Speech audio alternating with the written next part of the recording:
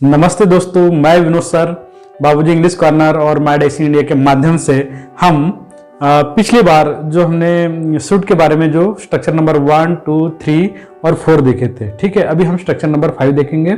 तो सूट का जो मैंने बेसिक कंसेप्ट बताया था आपको कि सूट का मतलब क्या होता है, चाहिए, ठीक है। मुझे ये काम करना चाहिए, मुझे ये काम नहीं करना चाहिए, क्या आपको वहाँ जाना चाहिए, क्या किशोर को यहाँ देखना चाहिए, क्या किशोर को सही ढंग से बैठना नहीं चाहिए, तो ठीक है। तो ये चाहिए और हम कभी कभी गुस्से में भी बोल देते हैं, है ना। तो आप अभी जनरल इसके ग्रामेटिकल ज़्यादा डेफिनेशन में मत जाइए, ग्रामेटिकल इसके ज़्यादा डीप में मत जाइए। सिर्फ आप ये कंसेप्ट याद रखिए कि शुड जब भी हम स्पोकन इंग्लिश में यूज करते हैं या रिटर्न में, तो इसका मतलब चाहिए होता है।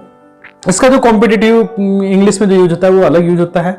हम उस यूज के बारे में हम यहाँ पे इस वीडियो लेक्चर में बात नहीं करेंगे, ठीक है। तो स्ट्रक्चर नंबर 5, तो should plus subject plus not plus verb first form plus object और प्लस अदर वर्ड्स और प्लस इंटरगेटिव साइन, ठीक है। तो ये आपको यहाँ पे ध्यान रखना है, ठीक है। जैसे मैं कहूंगा संस्कृति को यह, क्या संस्कृति को, है ना, क्या संस्कृति को यह दवा नहीं लेना चाहिए, ठीक है। ये ऐसे अगर मैंने सेंटेंस लिखा तो हम सबसे पहले, ये हमारा सब्जेक्ट है ना, तो शुड पहले लिखेंगे। शुड, ये शुड भी कैपिटल है ना, शुड, देन संस्कृति, संस्कृति not take this medicine,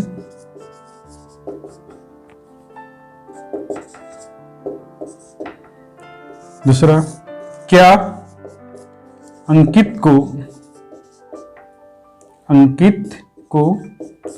spoken English class, spoken English class शुरू या शुरू नहीं करना चाहिए, शुरू नहीं करना चाहिए, ठीक है। यहां पे शुरू नहीं करना चाहिए, ठीक है। अब शुरू नहीं करने के लिए स्टार्ट यूज, ये कॉमन यूज हो गया। कमेंस, बिगिन, ये उसके अलग अलग यूज होते हैं, तो ठीक है। तो अगर आप कोई चीज अगर कॉमन वे में बात करते हो, जनरल वे में बात करते हो, उसके लिए स्टार्ट यूज कीजिए।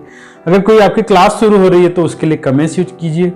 और कोई अगर आप काम धंधा अगर शुरू करते हो, है ना, तो उसके लिए स्टार्ट और बिगिन, ये यूज का भी आप यूज कर सकते हो, ठीक है। तो ये शुरू करने के लिए स्टार्ट, कमेंस, बिगिन, इन वर्ब का भी हम यूज करते हैं। तो यहाँ पे अगर हम जनरल वे में बात करेंगे तो फिर क्या होगा, अंकित, तो फिर क्या होगा, should Ankit not start spoken English classes, spoken English classes, ठीक है, इस तरह से।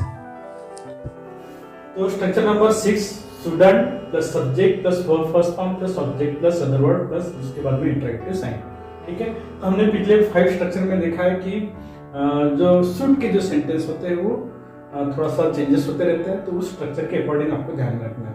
तो दोस्तों, अगर आपका स्ट्रक्चर अगर ध्यान में रहेगा या स्ट्रक्चर को अगर आप समझ लोगे तो फिर आपको सेंटेंस बिल्कुल रखने की जरूरत नहीं पड़ेगी। अधिकांश बच्चे ना सेंटेंस को बहुत रखते हैं, ठीक है। मेरे क्लास में जैसे 2-3 बच्चे हैं जिसके नाम अभी भी मुझे याद है, वो जिसको हम किस्सू कहते थे। एक जो लड़का था जिसका नाम मोटू था, है ना, और एक पतलू था। मैं कमेंट मतलब आपको मजाक के रूप में बोल रहा हूँ, है ना। किसी का नाम जैसे मोटू है, किस्सू है, उसने मायने लेना चाहिए, तो वो क्या करते, सेंटेंस रटते थे। अब वो कितने सेंटेंस रटेंगे, 10 सेंटेंस रटेंगे, 20 सेंटेंस रटेंगे, 100 सेंटेंस रटेंगे, उससे ज्यादा तो रट नहीं सकते। लेकिन दोस्तों, अगर आपको ये स्ट्रक्चर अगर समझ में आ गया तो स्ट्रक्चर पर आप न जाने बहुत सारे सेंटेंस फ्रेम कर सकते हो। तो स्ट्रक्चर को समझना है, इसलिए मैं इस स्ट्रक्चर मेथड को, और मेरे जो कुछ भी स्टूडेंट है, पुराने स्टूडेंट, वो स्ट्रक्चर मेथड को बहुत ज्यादा लाइक करते हैं और उस मेथड से वो बहुत कम से कम समय में, शुरुआत में हो सकता है, शुरुआत में आपको स्ट्रक्चर समझने के लिए कुछ दिक्कत आ सकती है, लेकिन अगर आप समझ गए तो आपको फिर कोई सेंटेंस दिमाग में याद रखने की जरूरत नहीं पड़ेगी, आप इजीली फ्रेम करते रहोगे। तो चलिए आगे बढ़ते हैं हम। जैसे कि हमने पिछले स्ट्रक्चर में देखा है, तो अब यहाँ पे हम कॉन्ट्रैक्शन फॉर्म यूज करेंगे, ठीक है। तो जो हिंदी के जो सेंटेंस होंगे, ठीक है, नॉट में और कॉन्ट्रैक्शन फॉर्म में, मतलब स्टूडेंट में, है ना।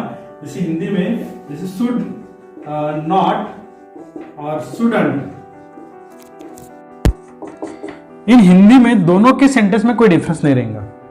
इंग्लिश में थोड़ा फर्क है, क्योंकि यहाँ पर हमने पिछले स्ट्रक्चर में जो नॉट लगाए थे सब्जेक्ट के बाद में लगाए थे, यहाँ पे हमने उसको सब्जेक्ट के पहले ही लगा लिए, है ना। ये ध्यान में रखना, जो ग्रामेटिकल स्टैंडर्ड ग्रामेटिकल फॉर्म में जब नॉट लगाते तो हमेशा सब्जेक्ट के बाद में लगाते हैं, और फिर अगर उसको कॉन्ट्रैक्शन में यूज करना है तो बिफोर सब्जेक्ट यूज होता है। इतना डिफरेंस स्ट्रक्चर में है, वो आपको ध्यान में रखना है। जबकि हिंदी के सेंटेंस में कोई ज़्यादा डिफरेंस नहीं होगा, मतलब डिफरेंस बिल्कुल नहीं होगा। हिंदी के सेंटेंस स्ट्रक्चर नंबर 5 और स्ट्रक्चर नंबर 6 के हिंदी के सेंटेंस बिल्कुल सही एक जैसे रहेंगे। तो जैसे मैं कहूँगा, क्या रमेश को यह कार नहीं खरीदना चाहिए,